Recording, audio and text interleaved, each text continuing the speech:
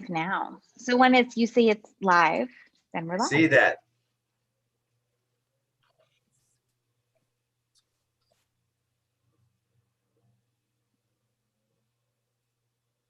Alice, could you let me share my screen? Yeah, and welcome to anyone who just joined us on YouTube, and welcome to everyone here. I'm really excited to this presentation from Mark.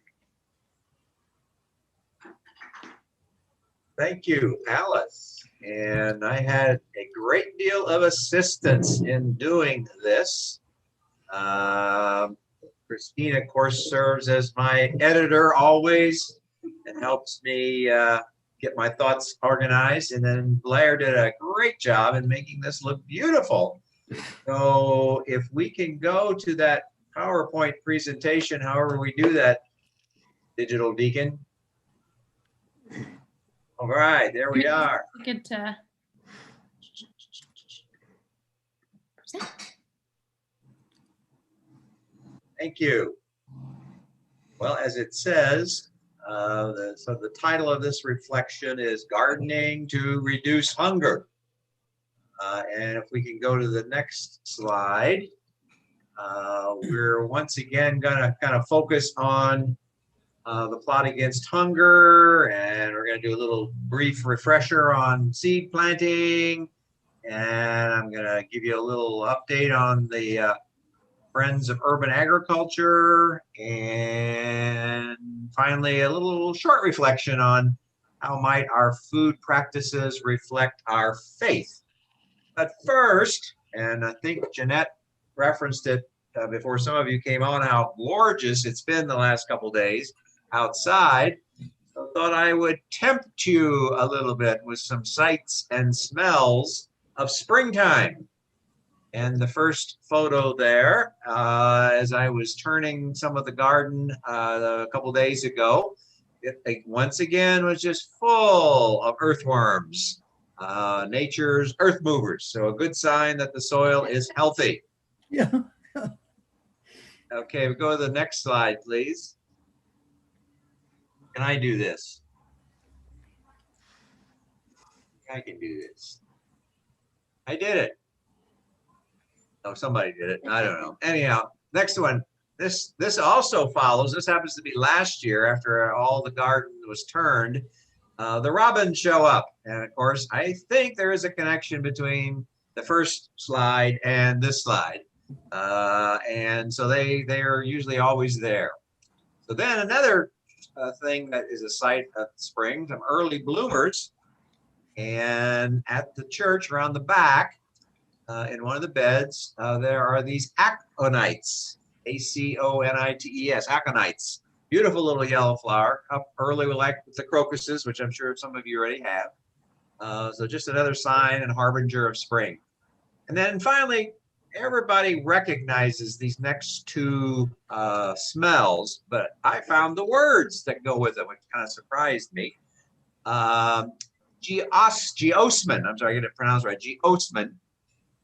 When you turn over soil, fresh soil, you get that kind of earthy smell, right? Well, there's a bacteria in the soil that actually produces that after it's been turned over and exposed to air.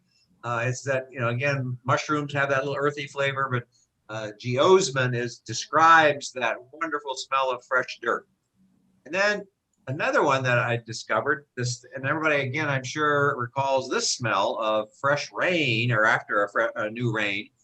You get that pleasant smell that accompanies it. And that's called petrichor.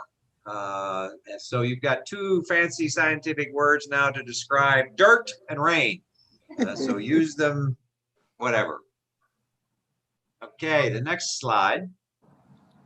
Kind of just a real refresher here for some of you that have started some seeds or maybe interested in starting some seeds. There were 9 of you that signed up and took some seeds from church, and in various stages have some seeds started. There are 3 examples here on the photos, and I love this one because it's a great example of using or reusing containers, maybe starting with some new containers, just recycling things. So it's a great way to to show that everyone is following the instructions, which were, you recall, when you have to get your potting soil, you want to moisten it or pre-moisten it the day before, night before, so that it doesn't float away when you try to plant your seeds. Then choose, of course, a proper container and tray. You can see here that I think there's some recycled, I don't know, baby food, or maybe it's Simon food. I'm not sure what those are, yogurts or something. Then last year, Alice, I think, is using some last year's trays that she had. And so just go ahead and use whatever you want. Remember, lay the seed on top of that wet soil, cover with some more soil, just a little bit. Put it under plastic to help it to preserve the moisture. Always water from the bottom, if at all possible, at least until the plants get going. And as it grows, start turning them to away from the light so that they don't all bend the same way. So then where are we going next? If I can have the next slide. We're ready now to start with our warm season varieties. We've been focusing on the cooler crops, kale, chard, cabbage, what else? Kale, I think if I said that. But now it's time to move into the warm season ones, especially tomatoes and peppers, but also okra, lettuce, cucumbers, and squash. I'm particularly desiring tomato and pepper starts. So if you have some of those, now's the time to start them. If you need seed, go to church. There's still some seeds there that you could use, as well as other supplies. And now's the time to begin placing those seeds in the dirt. We're soon going to, though, have to make some decisions on our first round of plantings. That is whether we need to pot up, or that is move the plant into a larger container, or thin what's there. And as you can see, I used my own seedlings here at church to give you an example. On the left is the chard that I planted when we did our seed tutorial over a month ago. And as you can see, I maybe planted a few too many seeds. They're getting a little thick in there. So I'm going to be faced with the decision pretty quickly whether I want to thin out and just keep one or two left in that cup, or do I try to move them into individually into larger pots. So I've got some decisions to make pretty soon on the chard. On the other one, the cabbage, you can see there, well, they're pretty far apart. They're not crowded. They're doing okay. So I don't have to worry about them for a couple of weeks, maybe even longer. So that's kind of the decisions we're going to be having to deal with. And probably in a couple of weeks or so, I might want to do another short little tutorial or some sort of Zoom meeting where we can talk about that potting up or thinning decision. So, okay, I think we're ready to go on. I need thinning help. Yeah, I didn't want to pick on you, pandemic. Alice, but yeah, you got them a little thick in there, so we'll work with you. We'll work with you. They're healthy though. They're healthy. So They are, but thick. okay, next slide, please. So I wanted to give everybody an opportunity though to also experience geosmin and perhaps some petriflor. With some volunteer opportunities in the garden, especially in the next 5 weeks or so. So starting next Tuesday, March 16th at 5:30 and every successive Tuesday, as well as on Saturdays, starting March 20th, not this Saturday, but the following Saturday at 10 a.m., please stop by the garden. No need to make any reservations or anything like that. We have about a 1-hour session. We're going to be working seed beds. We're going to be definitely planting seeds. We probably will be potting up some seedlings or thinning out some seedlings. All you need is a pair of gloves, your mask, and everyone's welcome. Just show up. I'll be there regardless, unless I send out some notice that I'm, not able to be there. But we'll try this and see if we can get some additional volunteers to get their hands in the dirt. So hope you take advantage of that. Can I have the next slide? I want to put a plug in here now for FUA. And as you recall, FUA, Friends of Urban Agriculture, is the new parent over all the plot against hunger gardens, replacing AFAC. They are having, as AFAC used to have, a spring garden workshop, except of course we're going to do it virtual. It is this Saturday from 10 a.m. to 11:30 a.m. There'll be a registration or a way to link to a pre-registration in tomorrow's e-blast. You will need to pre-register in order to get that link. So do that. Again, it's 10:30 to 11:30. And interestingly, Claritin is going to be featured in 2 separate portions of that workshop. One is something I'll share with you in just a little bit. It's a short video on how to plant potatoes in a bucket, which of course we all know how to do because we've been doing it for a number of years. And then there also is going to be a panel discussion among recipient organizations and donor organizations. And we will be represented as a donor organization. So that's another reason to tune in or sign up rather than tune in to that workshop. So if I could have that YouTube next.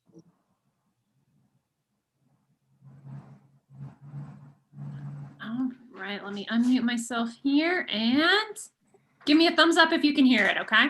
Okay. There's nothing yet. Yes, COVID procedures Hello, were. everyone. I'm Mark Schnarr. I'm the gardener in the Plots Against Hunger here at Claritin Presbyterian Church. And today, on this beautiful sunny spring day, I would like to demonstrate for you a technique of planting potatoes in a bucket. Now, this is probably appropriate for someone who is a little short on space and needs a way to do it in a smaller area, or maybe even those of you that have patios or decks. So it's very simple and it's pretty straightforward, and we really only need 3 things. We need a plastic bucket, which I'll talk about in a minute.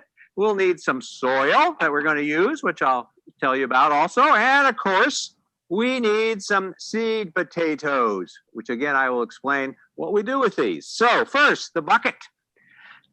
If it's not a new bucket, make sure though that it had only food grade properties in it. In other words, no chemicals, no fuels, no paint, anything like that. It has to be either brand new or food grade. Plastic buckets work the best.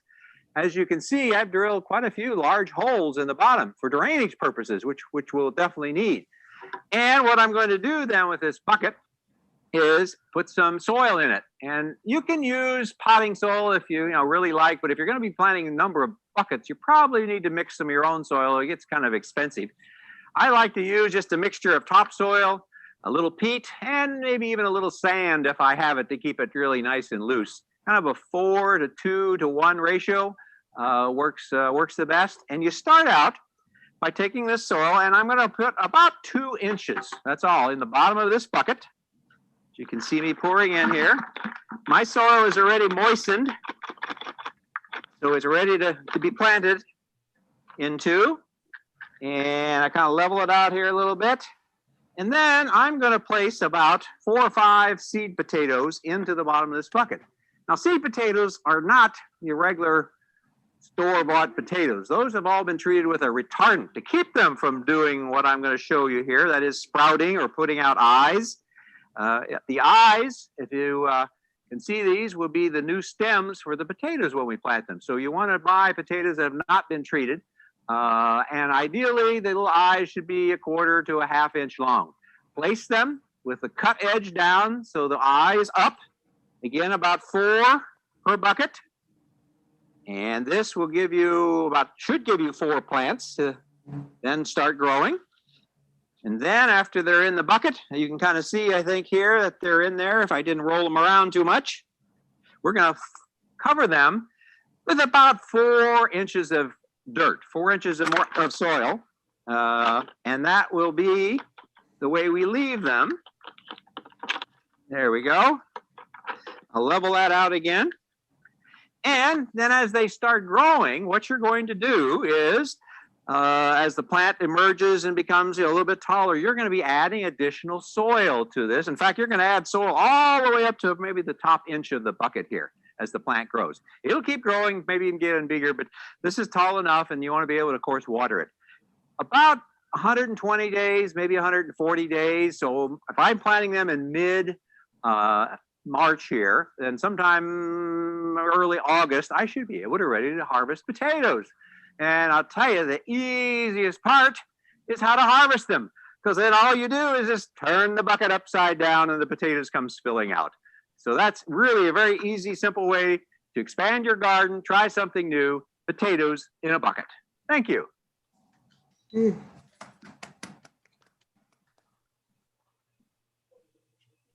Okay, let's move on. Let's move on.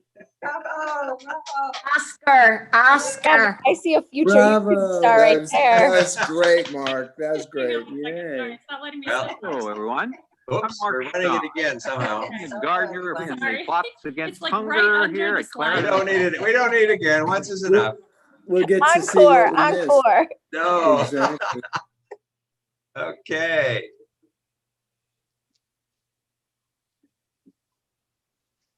All right, sorry about that. You're fine. It does not want to go to the next slide. Okay, give it a second. I think it's thinking about it.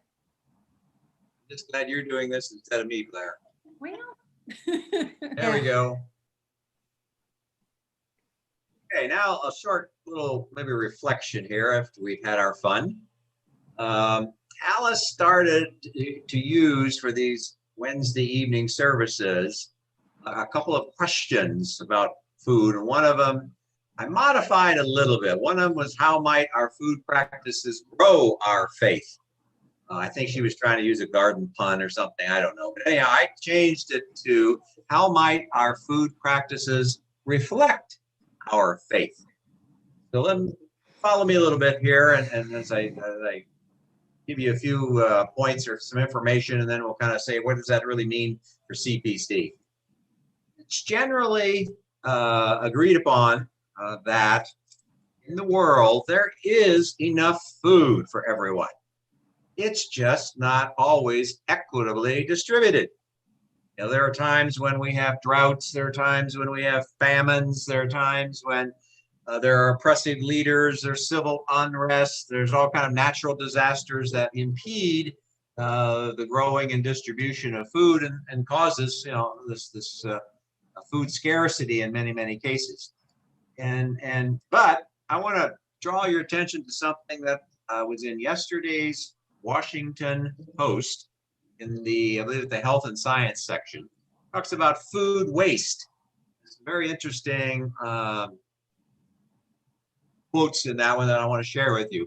The one that really popped out at me, which, I mean, I know there's food waste, but the U.S., the United States, wastes approximately a third of its food supply.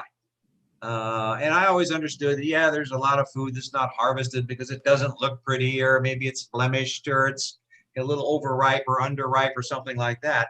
But that actually is not the largest food waste we have. The largest food waste is in our own homes, which kind of blew me away. I said, whoa, wait a minute. You know, I don't throw a whole lot of food away.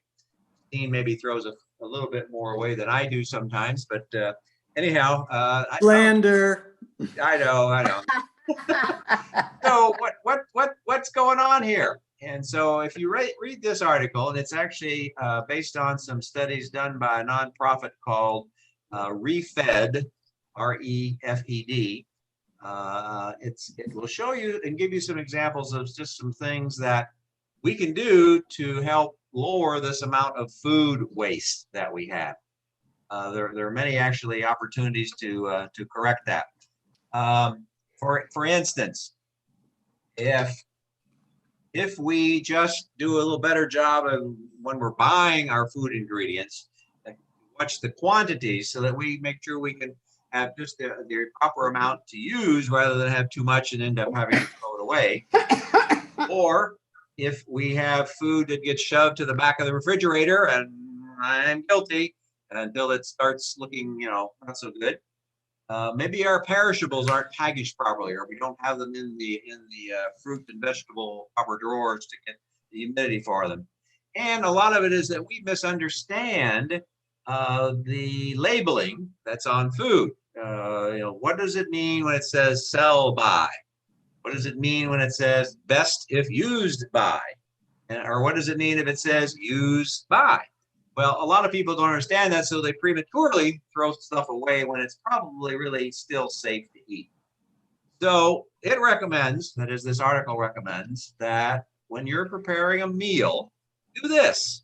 Go to your refrigerator, open the door, and see what food in there, ingredient needs to be used first, because it's ready to, near its date or it's about ready to spoil, and then use it rather than say, I don't know, I'm in the mood for something else tonight. I'm just going to go buy some new food.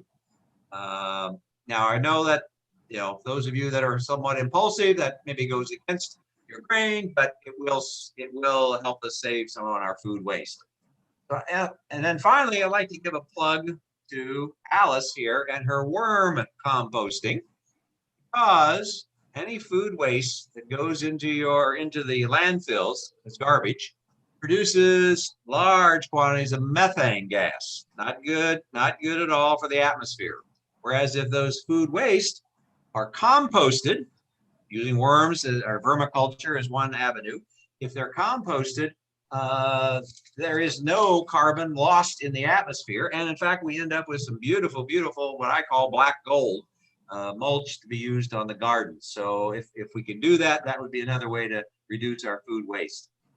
Now, the data shows, and I think John Gunn in a recent study of his, that about 1 out of 10 people in the United States suffer from food insecurity during different periods of time. 1 out of 10. I think that number is actually higher now because of COVID. And despite being in a fairly wealthy area, well-to-do area, there is a food divide still between North and South Arlington. Now, in fact, I think it's been exacerbated by the COVID-caused job losses in the area here in the last year. So that's why CPC has a garden with lots of volunteer opportunities to spend yourselves. That's why CPC has monthly food and toiletries drive to support Bridges, RPC, all giving us opportunities to volunteer. Did I say that already? And most of all, to participate. So I just encourage you all to spend yourselves in these areas and join in our efforts to put our faith into practice by practicing good food habits. So I thank you all for listening and sharing the half hour or whatever it's been here with me, and appreciate you.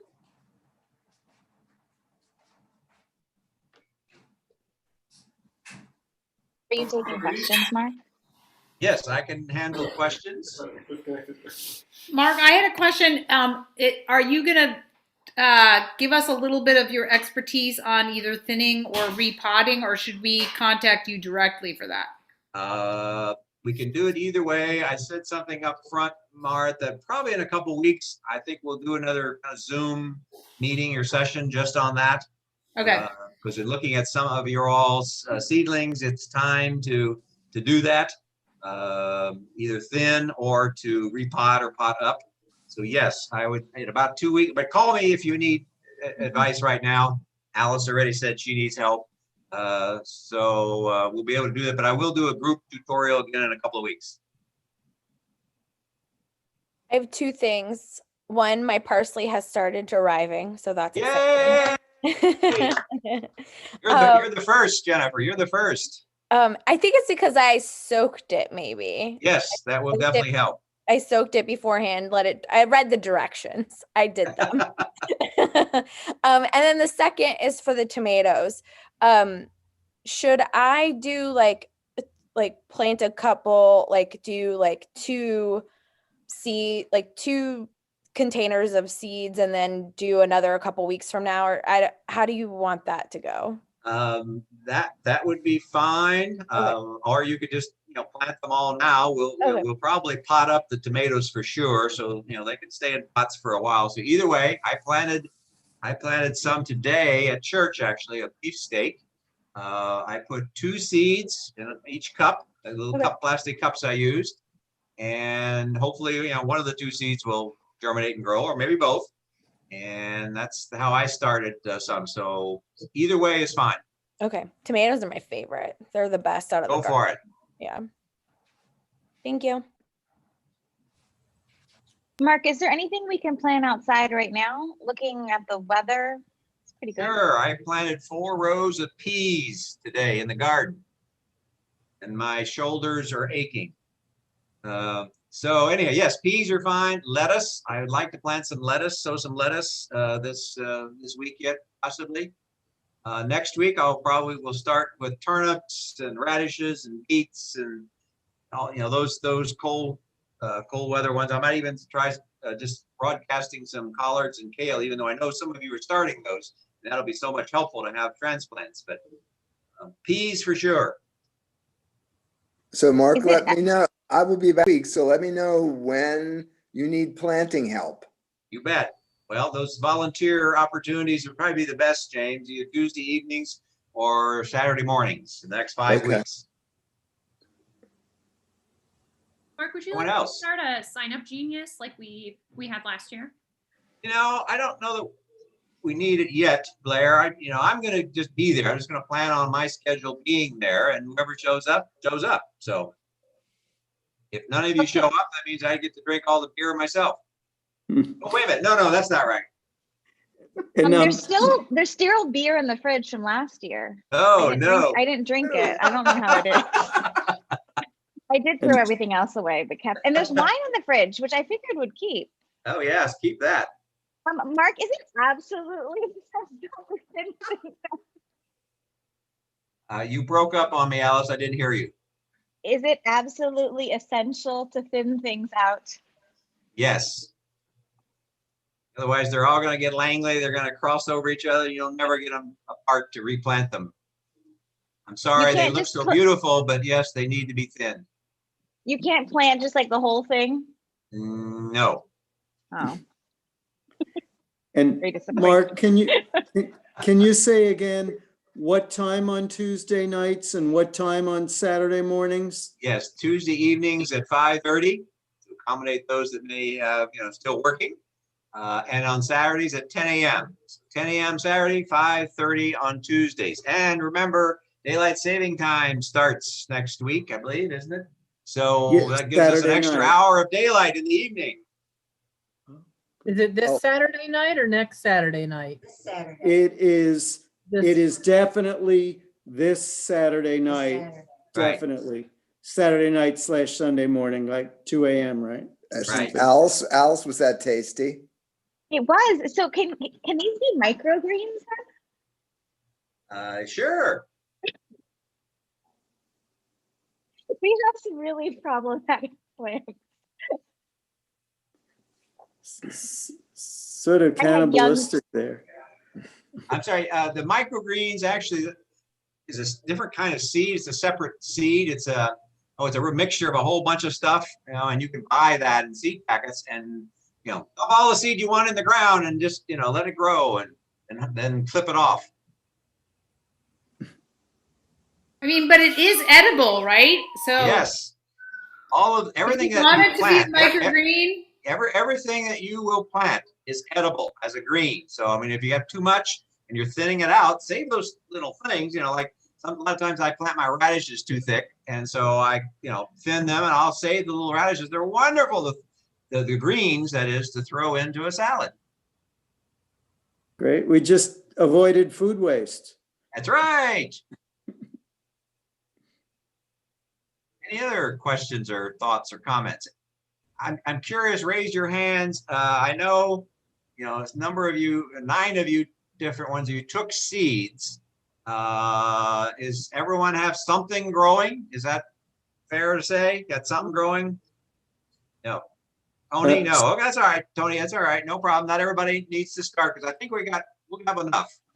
I think Suzanne Matula is growing something at our house, if that counts. But I think so, yes. I don't have space they don't want us to put stuff on our balconies. Yeah, I understand, Tony. No problem.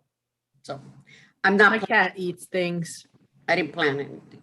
No, that's all right. I'm just glad you all are listening in and participating. That's really, half of what we're trying to do is to educate.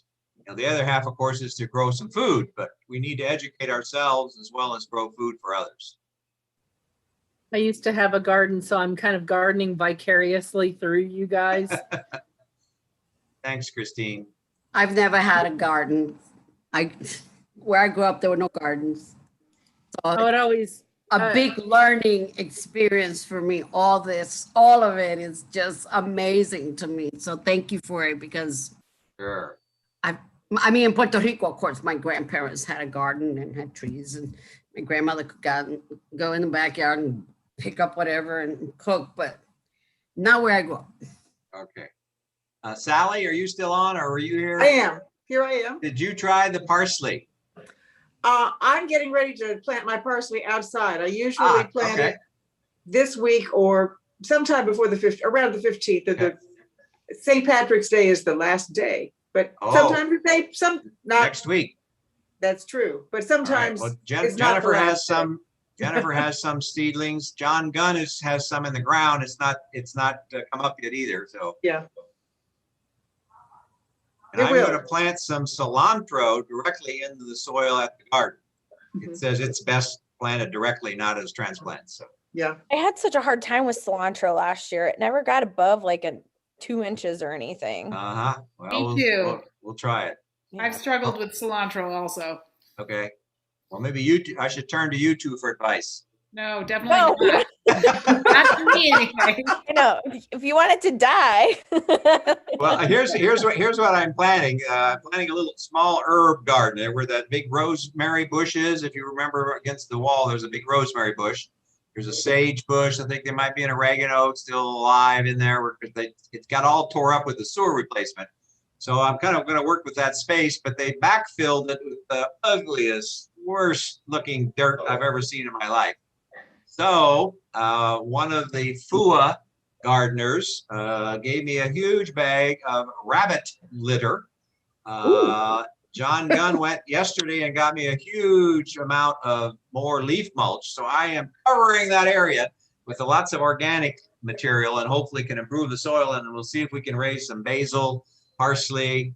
Of course, we have the perennial rosemary and sage. So we'll see what else we can come up with.